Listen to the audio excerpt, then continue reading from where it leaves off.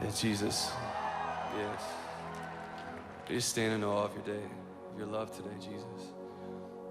We give you praise today for your love, for the cross, for the empty grave. We stand in the victory of what you have done. We praise you, Jesus. We love you, and we offer these songs up to you, our voices and our hearts up to you in worship today, because you're the only one worthy of it. Your name is the name above every name, and your kingdom is the one that will last forever. And this is your story. This is your moment. And we stand in awe of you, Jesus. We love you. Amen.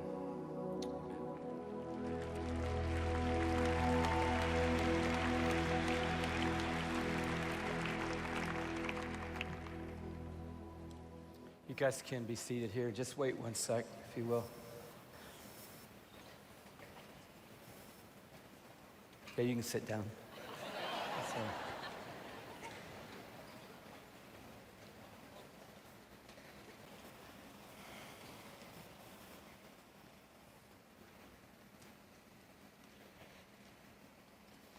So it's amazing this morning to have the opportunity that we have right now. My favorite sessions at Passion are the last ones. I love everyone we've had here, my goodness.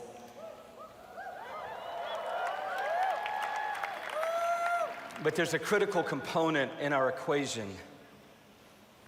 And so I'm going to ask you to open your heart to the possibility that God may have an assignment for you today.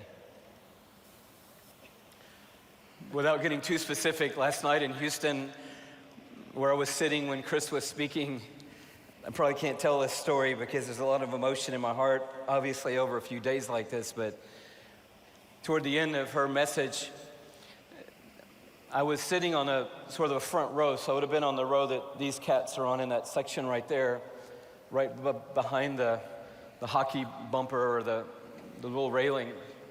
And so just across the aisle from me were the sides of the faces of students. And then the stage was over there, so I could see Christine, and I could see the screen, but I could see the students, not face on, but profile. And as she got toward the last third of her message last night, the student who was sitting on the end of the row, pretty much directly in front of me, she just began to pretty periodically wipe tears from her eyes. And I don't know her, I don't know a lot about her, I'm not trying to read too much into this, but it felt to me like she didn't want to just break down and cry, but she kind of did. And the Father was speaking into her heart, and she was really wanting to believe what He was saying. And so there's been a lot of assisting coming your way. At church a few months ago, we showed a video at Passion City Church that was very moving.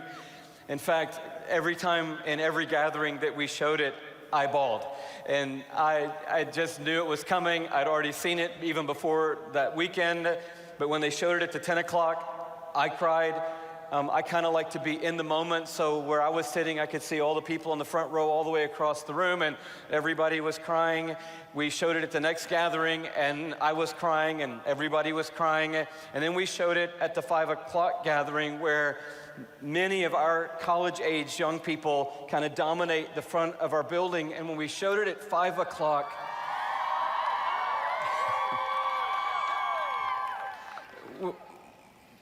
when we showed it at 5 o'clock, no one cried. And my heart broke.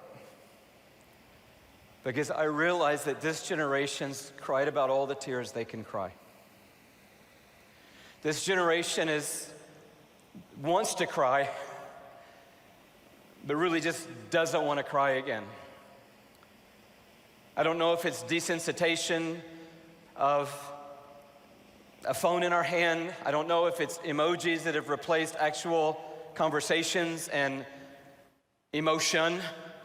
I don't know if we've somehow subscripted our emotions to little tiny symbols that tell people, I like you, I'm shocked by that, I love you, I really love you, I really love you, but don't want to say I love you. I don't know if somehow our hearts have been co-opted by our phones. I just know that at 5 o'clock when I looked across the row, no one cried. I know they saw what everyone else saw. I know they must have felt what everyone else felt, but they couldn't engage like everyone else had engaged. And I've been thinking about that ever since that moment. And then that brought me to last night, looking at that